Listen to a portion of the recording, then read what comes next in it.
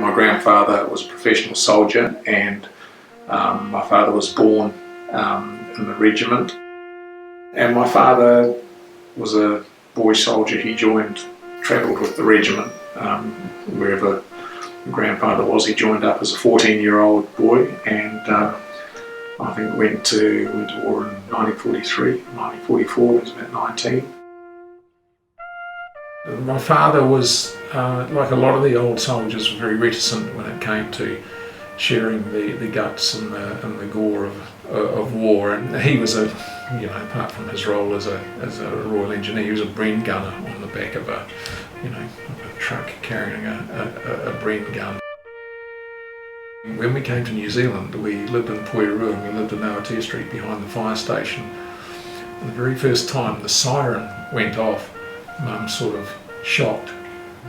Her stories of being in the bomb shelters in Newcastle and South Shield as the bombers came over the North Sea, I always found quite starkly frightening. And they're the stories that I sort of share with some of the kids. As a 13-year-old, I'm just trying to imagine what it would have been like. I suppose the only thing I can compare it to is the sort of fright that you feel if you're in a big earthquake.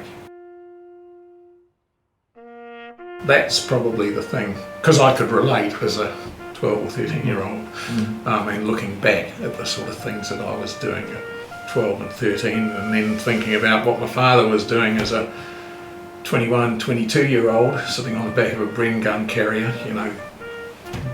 We were out partying and playing footy and having a great old time. So I have a deep, profound respect for the old soldiers that are still left, and the old guys who had to do what they had to do at that time. I always find RSA funerals quite emotional.